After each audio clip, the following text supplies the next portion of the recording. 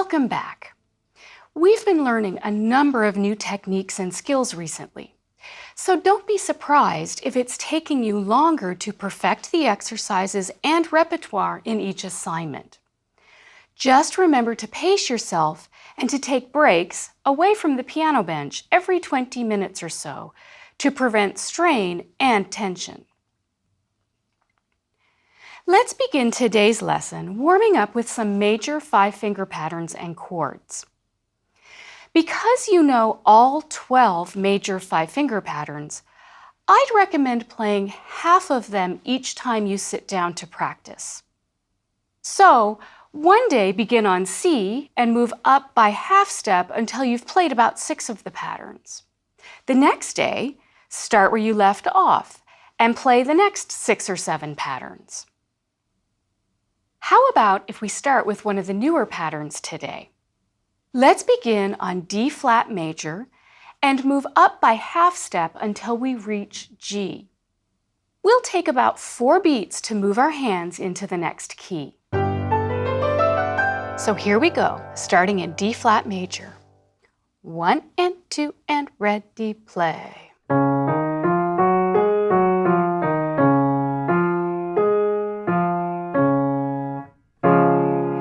Now move up to D.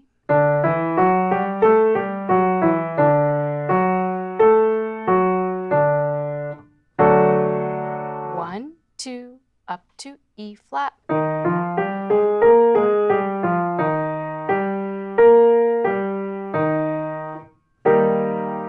One, two, E major.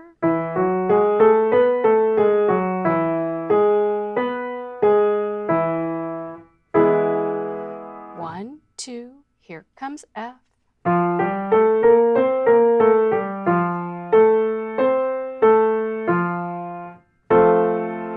One, two, G flat.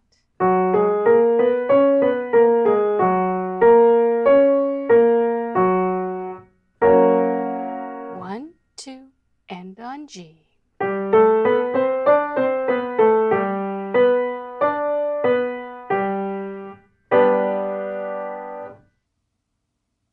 Hopefully G-flat major wasn't too dicey that time. Next, let's play the primary chord progression with the left hand in D major.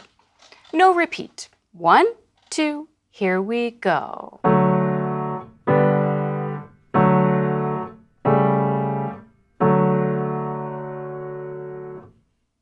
Hopefully that progression went well.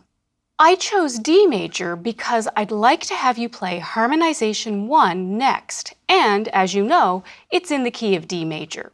So let's try Harmonization 1 with the waltz bass accompaniment in the left hand. Get both hands ready.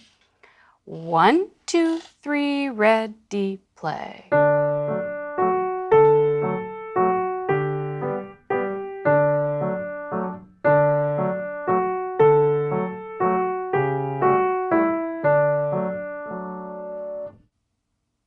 How did it go? If you had trouble keeping up with me at the chord changes, it may be because you were hesitating slightly when you practiced on your own. Feel free to keep practicing this example after today's lesson, if it could use a little more work. Next, I'd like to play harmonization example number 2. Since it's in F major, let's play the primary chord progression first. But how about if we use an Alberti bass pattern for it and play the left hand only? Left hand, primary chords with Alberti bass. 1, 2, 3, 4.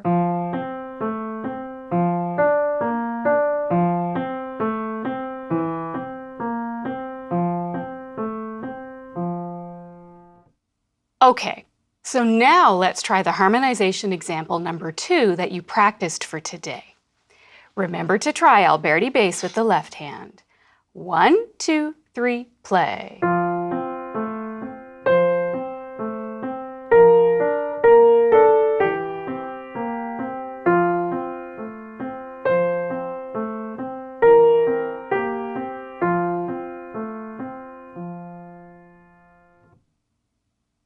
the left hand is a little more complicated in this example, let's try it one last time. I'll take it just a little slower so you have time to prepare your fingers for the upcoming notes. 1, 2, 3, 4.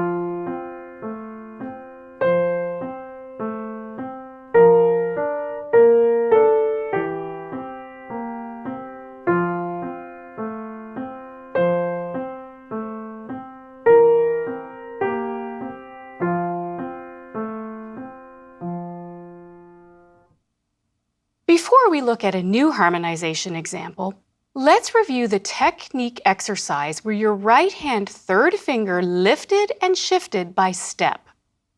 Why don't you play it with me right now? 1, 2, 3, 4. Lift, lift, down, down. Sometimes, when we have melodies to harmonize, instead of giving us the Roman numerals, composers or music editors provide us with the chord symbols above the melody. This is quite common in piano and vocal scores, particularly in books that have Broadway tunes. When a melody is presented this way, it's called a lead line. In fact, if you visit your local music store, you are likely to find many books that contain nothing but lead lines. So let's take a closer look at this new example. First, let's look at the right-hand melody. Although there are no new rhythms in this example, it will be played quickly, so we should clap the rhythm first. Please clap with me. 1, 2, and clap. 1, 2, 3, 4. 1, 2, and 3, 4. 1, 2, 3, 4. 1, 2, and 3, 4. 1, 2, 3, 4. 1, 2, and 3, 4. 1, 2, and 3, 4. 1, 2, 3, 4.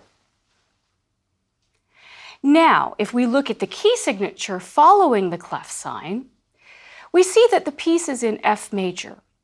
So we'll have to remember to play B flats. I've suggested that you begin on the A above landmark G with the third finger. So it looks like you'll be in the F major 5-finger pattern. But look ahead to measure 3. Here you'll see that I'm recommending that you lift and shift your third finger a step lower to G, so you'll be able to play this sequence in measures 3 and 4 with ease. Then at measure 5, move your third back up to A. You'll be able to keep your hand in place for the remainder of the example. So let's play it together.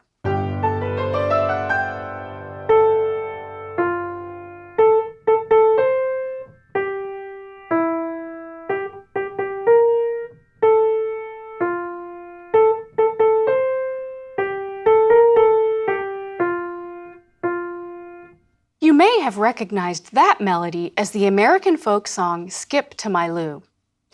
Next, let's look at the left-hand chords.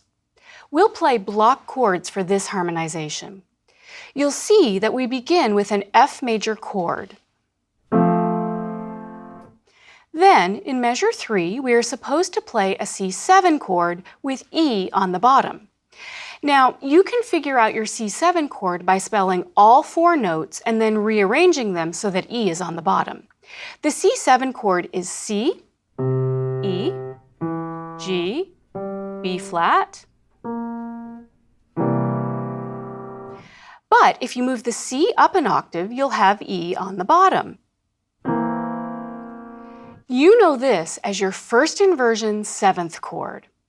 And remember, that C is the dominant of F major. So you'll know that when you see C7/E, you simply play the 5-6-5 chord as you've been practicing it. Those are the only 2 chords that we need for this piece. I'll let you work on this lead line on your own before we meet again, but I'd like to play it for you now so that you know what it should sound like. 1, 2, 3, 4.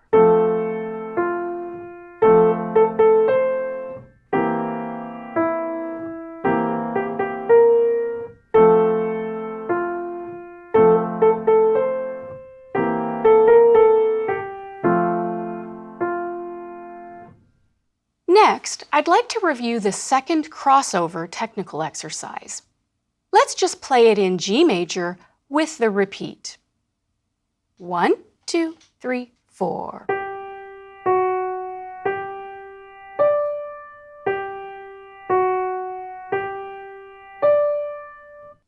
Let's preview one of our new sight reading examples next. If you look at sight reading number 1, you'll note that the key signature suggests that this piece is in G major. If you look at the left-hand chords, you might recognize the tonic and dominant seventh blocked chords in measures 1 through 5. In measure 6, there is a 4-6-4 chord, which moves to a 5-6-5 in measure 7, and a 1 chord in measure 8.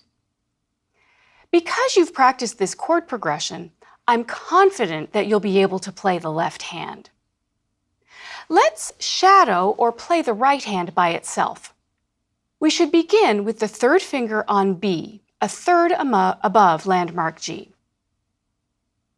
Notice that we move down by step twice to landmark G, then we skip up a third and up another third in D to D in measure 2. This D is held for 2 beats and repeated. Measure 3 is just like measure 1, but in measure 4 we play 2 A's. Measure 5 is also like measure 1, but measure 6 is a little different with C's played in the rhythm of 2 quarter notes and a half note. Then we move up a step to D in measure 7. Then we move down a step, then skip down a third and play that A twice. In the final measure, you'll notice that we play the tonic note G with the thumb, then cross 2 over to F sharp and immediately go back to G with the thumb, just as we practiced in our technical exercise. So let's try the right hand of this sight reading exercise. 1, 2, 3, 4. Down a step, up a third, 2, 3, 4. Down a step, 2, 3, 4. Up a step, down by step, up a third, up a step, 2, 3, 4. Third, cross, 1. I'll let you work on it with both hands, but here's how it should sound once you've practiced it. 1, 2, 3, 4.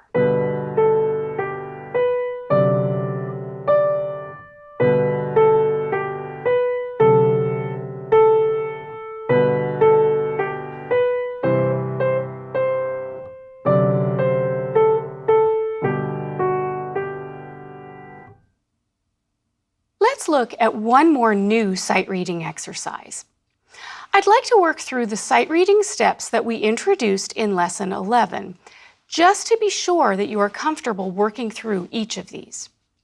First, we'll scan the example to identify familiar rhythm patterns. Be sure to tap the example, tapping the treble clef with your right and the bass clef notes with your left hand on your lap when you do this on your own. Then identify the starting pitches and place the correct fingers on each of these. You'll see here that the right hand begins with finger number 5 on the treble E, a tenth above middle C. The left hand finger number 5 is on the bass A. Next, I recommend shadowing each hand. If you shadow the right hand first, you move by step from E down to the B, which is played with the second finger, you'll see. Then you move up by step again until you reach the starting E, and you move back down to B in measure 4, which you hold for 3 beats here. Then there is more upward and downward stepwise motion until measure 7, where you repeat the C with your third finger twice before moving down by step to end on the A with the thumb. When shadowing the left hand, you'll notice numerous leaps. We begin by leaping up a fourth to D. After moving back and forth between the A and D in measure 7, you'll play an E with your thumb and then leap down a fifth to end on A. I'll play both hands for you now. You can just listen this time and come back to this segment when you're ready to play it with me. Or, if you're feeling adventurous, you can try to play one hand with me right now. Here's how it should sound after you've worked through your sight reading practice steps. 1, 2, 3.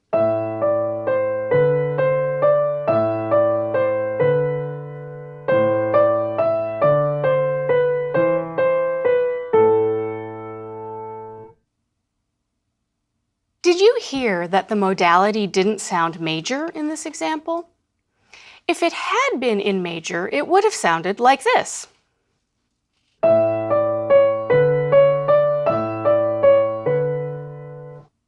Rather, the example that we practiced had a more mournful quality due to where the half step occurred in relation to the tonic note. The sight reading that we just played was in the key of A minor. The A minor 5-finger pattern contains all white keys and looks like this. If we take a moment to figure out the whole and half step pattern for the minor 5-finger scale, we'll see that we have a whole step, then a half step between the second and third scale degrees. This is followed by 2 more whole steps. So the minor pattern is whole, half, whole, whole. Based on this pattern, let's figure out several more minor 5-finger patterns. First, let's figure out D minor. We begin on D, then go up a whole step to E, then go up a half step to F, G is a whole step above F, and A is a whole step higher than G. Next, let's figure out G minor. So we begin on G, we go up a whole step to A half step above A is B flat, a whole step above B flat is C, and a whole step above C is D. C minor has a similar white and black key pattern on the piano. It's C, D, E flat, F, G. Finally, let's look at E minor. You'll play E, F sharp, G, A, B for E minor. The tonic minor chord for each of the keys can be figured out by playing the bottom, the middle, and top notes of the minor finger pattern. So in E, it will be those notes. I'll play the minor 5-finger patterns followed by the broken and blocked chord for C, D, E, G, and A minor. You can simply watch me now and then play along with me during the next few days once you've practiced these new scales. We'll begin with C minor. 1 and 2 and ready, go.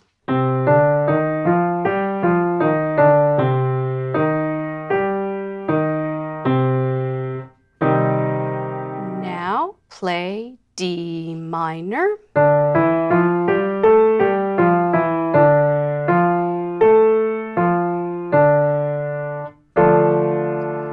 Next comes E minor.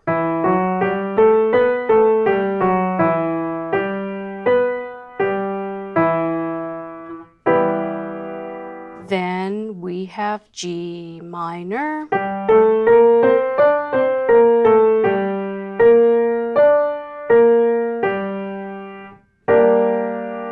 One, two, A minor.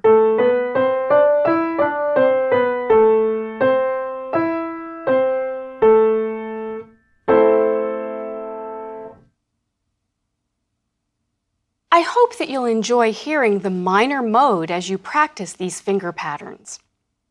I wrote a minor etude for you so that you could practice playing in another minor key.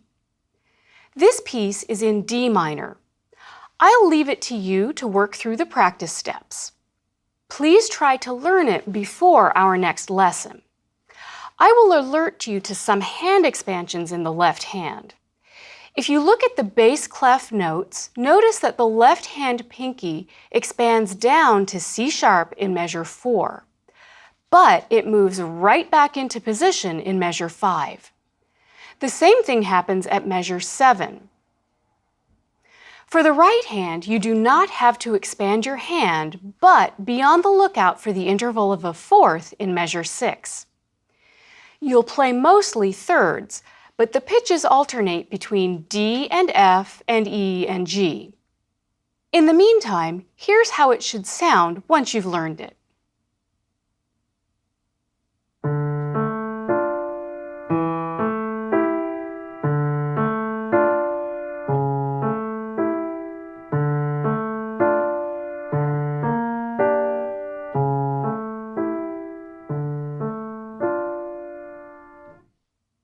Now, let's play the pedal exercise that you've worked on. 1, 2, and play. 2, 3, 4, up, down, 3, 4, 1, 2, 3, 4, 1, 2, 3, 4, up, down, 3, 4, 1, 2, 3, 4, 1, 2, 3, 4. Hopefully you are getting more adept at playing the left hand on beat 1 as you release the pedal.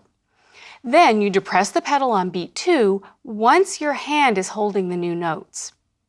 So I'd like to make the left hand rhythm a little more complex to see if you can still maintain your pedal.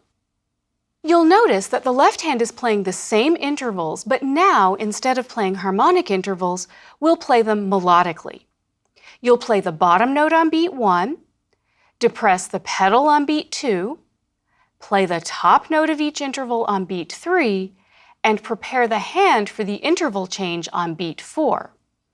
Then that rhythmic pattern repeats itself in the next measure. I'll play it for you. You can watch me or try to play along. 1, 2, 3, 4. 1, 2, 3, 4. 1, 2, 3, 4. 1, 2, 3, 4. 1, 2, 3, 4. 1, 2, 3, 4. 1, 2, 3, 4. 1, 2, 3, 4. I had asked you to review the chord etude 1. Let's try it right now. 1, 2, 3, ready, play.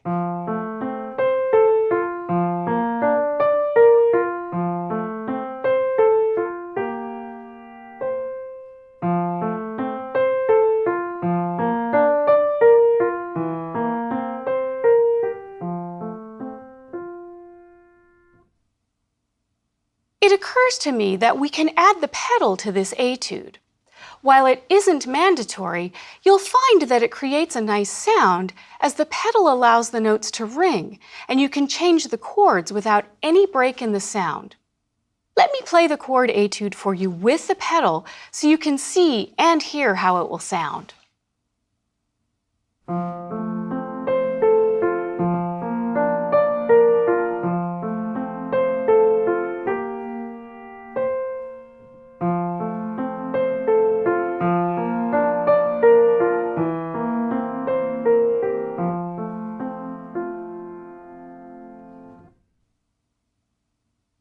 Once you've practiced the pedal exercise 2, playing the chord etude with the pedal may come a little easier. Either way, I'd encourage you to experiment with adding the pedal to the chord etude before our next lesson. Before we end our lesson today, I'd like to try one new shifting exercise. Please watch my hand first. I'm going to play treble E with the third finger. Next, I'll need to shift slightly lower. I'll lift my hand and move down a step, But instead of playing finger 3, I'm going to place finger 2 on C. Rather than reaching my second down, I lift and shift. This will produce less tension in the hand, and it will work well if I have to do this shift between phrases. It will help the music to literally breathe. Then I'll switch out finger 2 for finger number 1 on the C and skip back up to the E. Here's how it looks.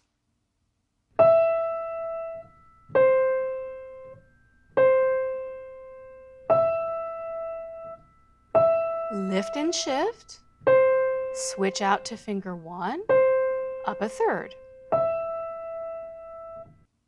I've labeled this exercise 3-2-1 hand shifts in your music book. You'll need to be able to do those shifts for a dance that we'll learn by Diabelli at our next lesson. Since our time is drawing to a close today, let's recap what I'd like you to practice for next time. All major 5-finger patterns, broken and blocked chords. There are 12 of them. C, D, E, G, and A minor scales, along with the broken and blocked chords. Practice your primary chord progression in F, G, C, and D major.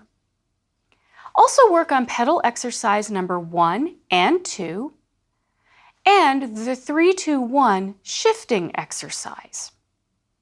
You have the lead line harmonization to practice, sight reading number 1 and sight reading number 2, the minor etude, and also practice the chord etude with the pedal. There's quite a bit to work on, so be sure to take your time to learn each piece and exercise carefully. In the meantime, enjoy playing in both major and minor keys this week. Happy practicing!